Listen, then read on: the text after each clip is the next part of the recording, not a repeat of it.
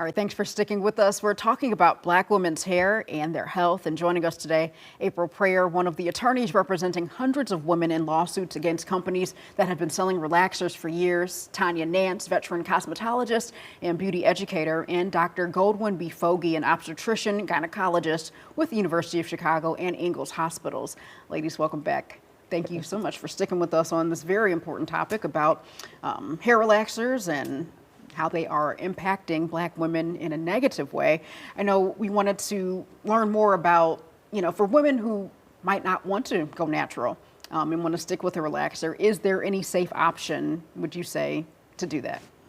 I would say the chemicals are the chemicals. These sodium hydroxide, lithium hydroxide, and potassium hydroxide relaxers, they have an active ingredient, which is lye. It's a caustic soda, and that is the hydroxide that's in these chemical relaxers. And I want to say, in my opinion, the safest route is to probably go chemical free. And there are a lot of options when you are going chemical free. There are braids, there are different options for braids. There are knotless braids, there are box braids, there are crochet styles, there's safe sew-in styles. Even faux locks. There's so many different ways that a woman can kind of obtain her desired hairstyle without the chemical relaxers. There's silk presses, things like that, and all of the aforementioned options. You just want to make sure that they're being done safely, not too tight, not a lot of tension, because there is a such thing as traction alopecia. Right. So you don't want those types of things to occur as a result, but there are a number of options. What about keratin treatments? Is that something that's healthy? Well, with the keratin treatment, I know that a lot of people think that that is an alternative to the chemical straighteners. However, you have to be careful with the keratin treatments because of the formaldehyde. A lot of them have formaldehyde in those, and that's caustic and carcinogenic in and of itself. So those are some of the factors that you need to be aware of when you're making those types of selections. So many things that we just never learned, didn't know about growing up. Okay, all right. So in terms of going back to the litigation that is pending, you mentioned that the majority of the women are in Chicago, but you've got people that you're representing from all across the country, right?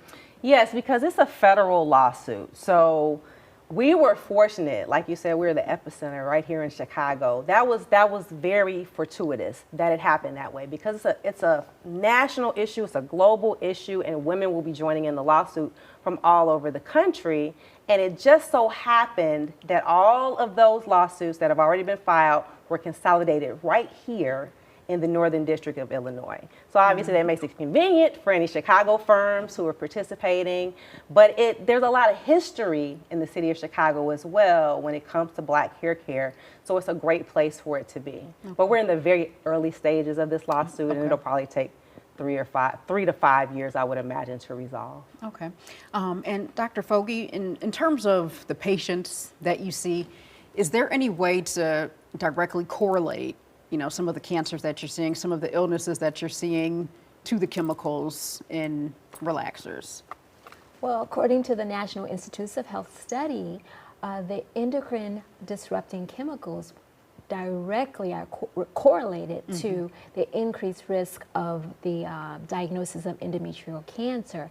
And since Black women are getting more relaxers at earlier ages than other groups, we're overwhelmingly more affected. Okay, and one last question. I know that obviously white women, they get perms, which do they have the same chemicals? I guess my question is, are white women or women that get perms, they get relaxers and perms, are they having the same types of effects on their bodies?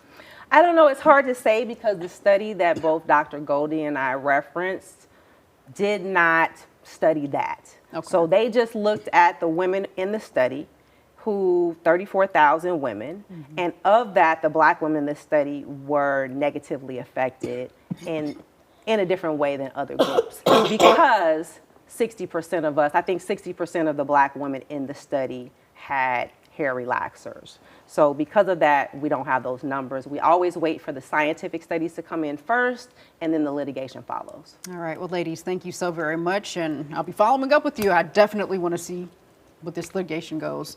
All right, well, for more information, you can visit hairrelaxerharm.com or you can call 252-HAIR-HARM.